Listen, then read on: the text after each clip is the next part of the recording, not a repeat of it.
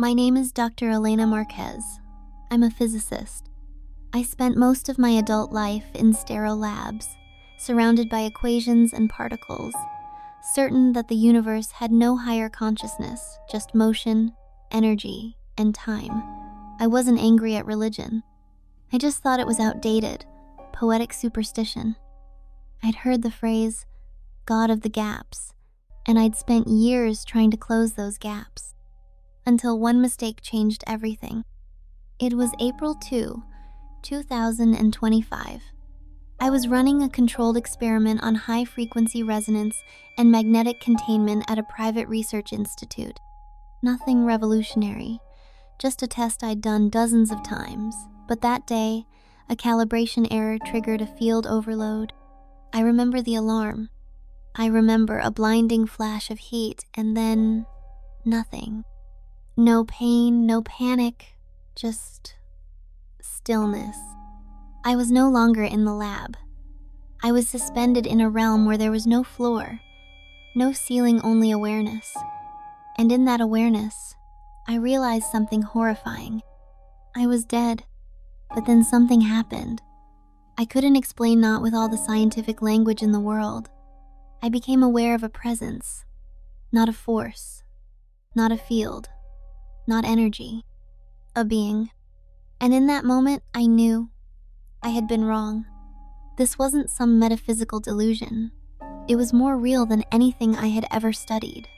The laws of thermodynamics couldn't explain this. Gravity couldn't anchor me. Logic couldn't shield me from the overwhelming truth pressing into my soul. God was real, and I was standing before him. And then he spoke. Not out loud, but deep into my being. Elena, you always demanded proof. Now I will show you what you could never measure. And what he showed me next, what I saw and felt, would dismantle everything I thought I knew and rebuild me from the inside out. The moment he spoke my name, I felt as if every atom in my existence was being read like an open book, not judged, not mocked, known. There was no body, no time, no sound, only consciousness. But it was far more vivid than the material world I thought I understood. And the presence before me, God, was not a concept or force of nature. He was personality, power, and perfect love all at once. He showed me my life not in flashes, but in full color. I saw myself as a little girl, sitting under the stars, asking if anyone was out there. I saw myself as a teenager rolling my eyes at church kids in school. I saw my rise through academia, my lectures, my debates, my pride when I said, "There's no proof of God." But what struck me most wasn't what I saw, it was what I felt. Every time I rejected him, ignored him, mocked faith, he didn't turn away. He was there, silent, watching, waiting. "You thought silence meant absence," he said. But I was in every question, every longing, every formula that sparked wonder in your soul. I wept. How could I feel sorrow without a body?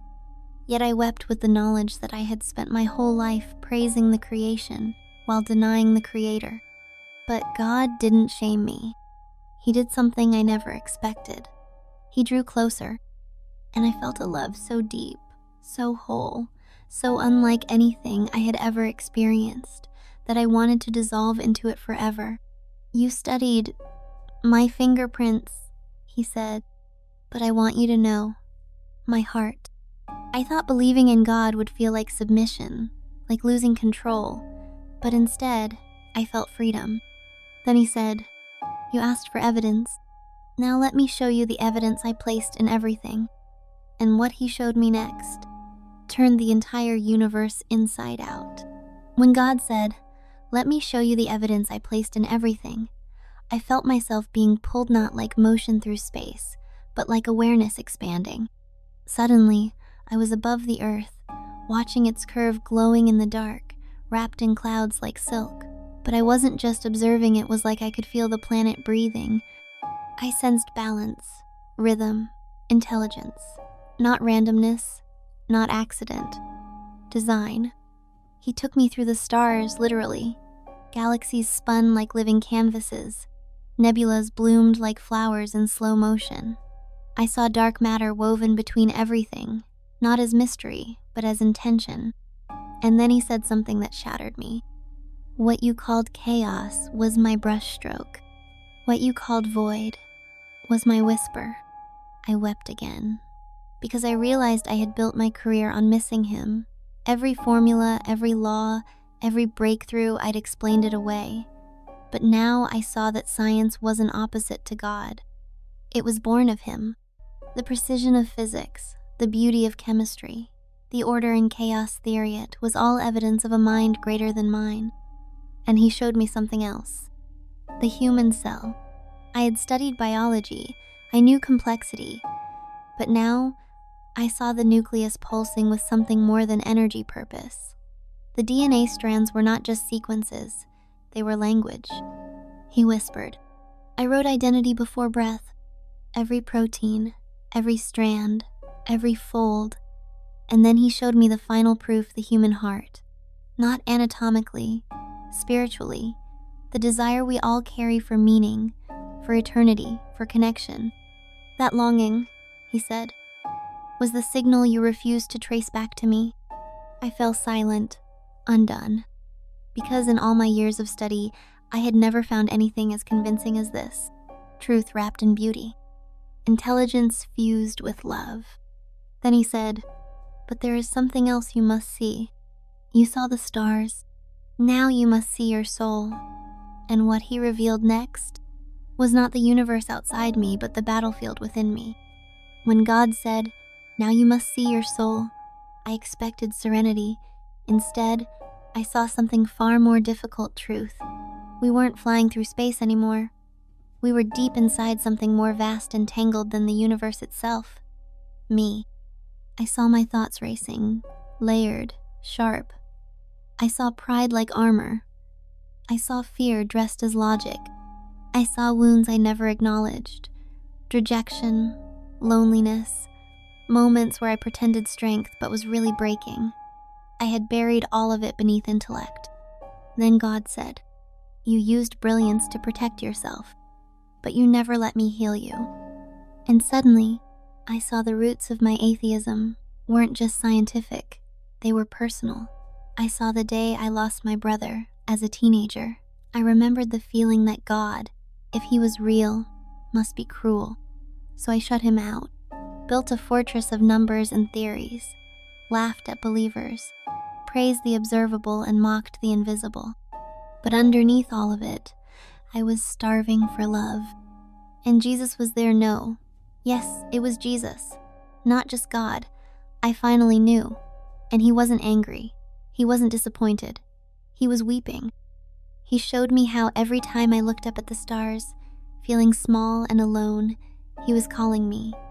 Every time I asked, why does life feel empty, even when I'm successful? He whispered, because you were made for me. I saw demonzias, actual spiritual forces whispering lies I had accepted as my own thoughts. You are your intellect. You are your success. You don't need God. God doesn't exist. And I saw how easily I had believed them, because I wanted to. Jesus looked at me and said, you were in a war, but you didn't know it. Now you do. I wanted to cry out, to fall into his arms, to say, forgive me, I didn't know. He answered before I could speak, you are already forgiven, but you must choose to live for truth or return to the lie. And then he said something I will never forget. Now I will show you what truth looks like when it costs everything. What he showed me next was the church and the price of believing in a world addicted to doubt. When Jesus said, now I will show you what truth looks like when it costs everything, I thought he meant persecution in history books or ancient martyrdoms, but what he showed me was now. I saw the church not buildings, but people, glowing with light, trembling with conviction. They weren't perfect. Some were weak, some were afraid, but they believed. And that belief pulsed through them like fire through a wire. And surrounding them was pressure. From governments, from culture, from voices that mocked, canceled, even threatened. I saw believers losing jobs, families, platforms, all because they wouldn't deny the truth they knew. And Jesus said, truth has always come at a cost, but it has never come without glory. Then I saw something that broke me. I saw scientists like me, professors, engineers, brilliant men and women who had met Jesus in dreams, visions, or in moments they couldn't explain, but most of them stayed silent. Why? Fear. Fear of being labeled, losing tenure, being exiled from the very world they had spent their lives working to belong to. And Jesus whispered, the cost of truth is higher than the world admits, but its reward is beyond anything it could offer. Then I saw secret believers in lab coats, a woman praying over data in her office, a man writing prayers into the margins of code. They believed in him but hoped no one would ever ask. And I saw the flip side. I saw Christians who claimed him with their mouths, but denied him with their lives. Believers who had traded holiness for popularity, leaders preaching what the culture wanted, not what the kingdom required. Jesus said, there is a shaking coming. Only those who love me more than their reputation will stand.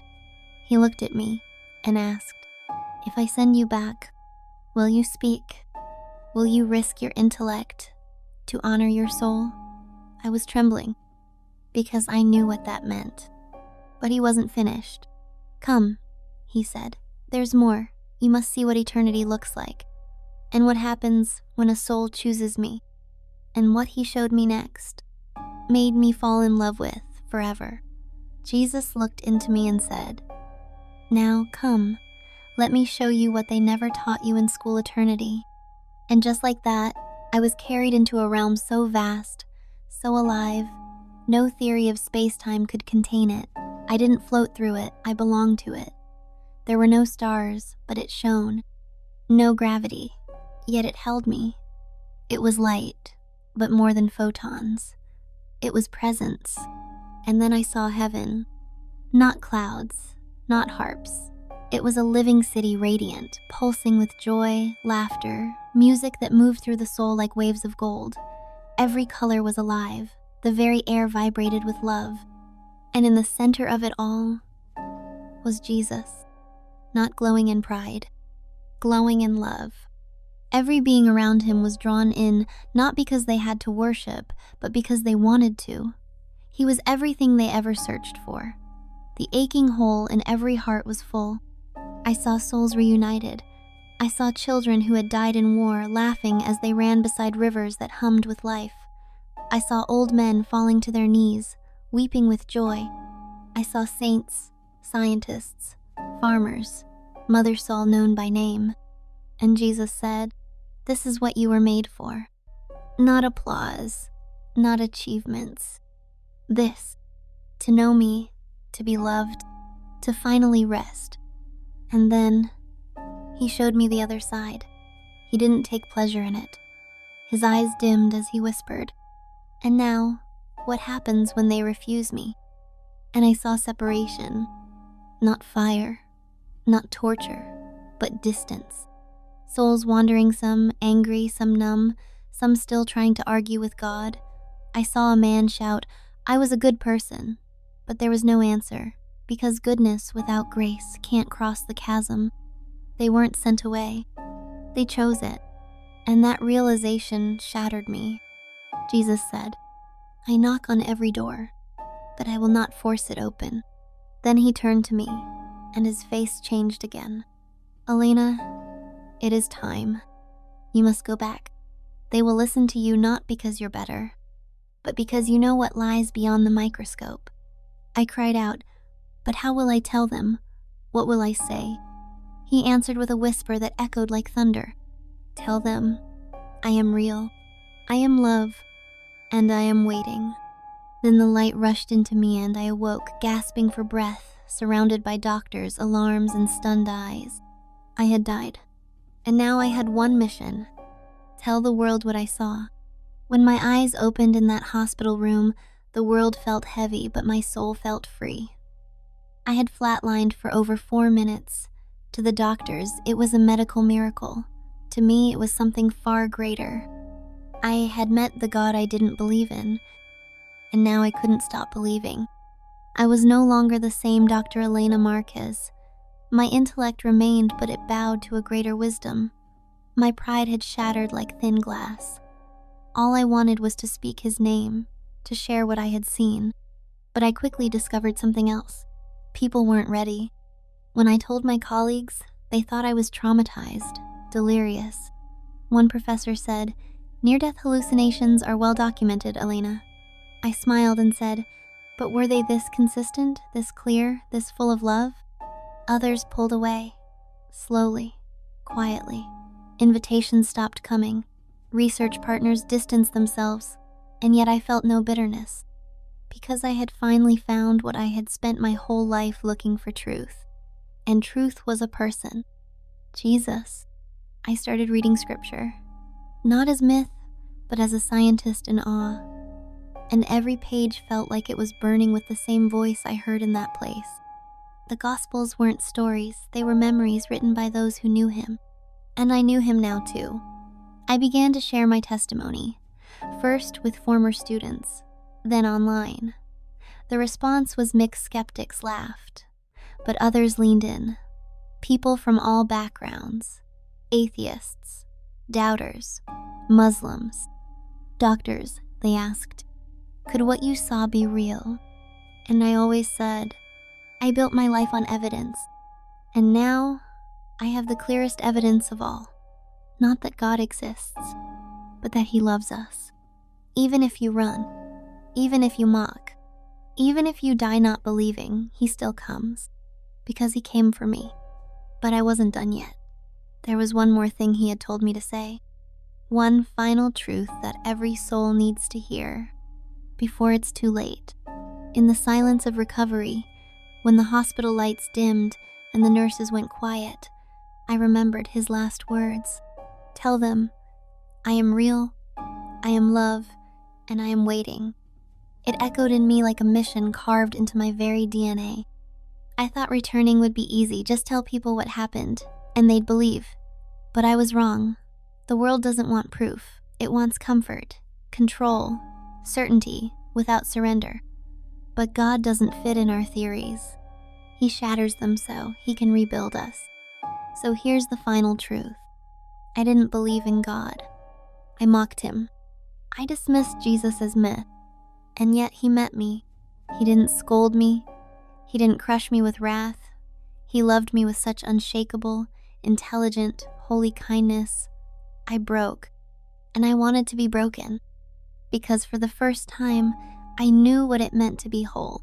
He showed me everything: my life, my pride, the universe, eternity, the human heart, the invisible war, the beauty of surrender, and he asked me just one thing: to say yes. Yes to love. Yes to truth. Yes to him. And now, I'm asking you, will you say yes? Not to religion, not to blind belief, but to the one who is truth. Because he's not distant. He's not theory. He's waiting, right now, for you. Dr. Elena Marquez, physicist, former atheist, now daughter of the living God.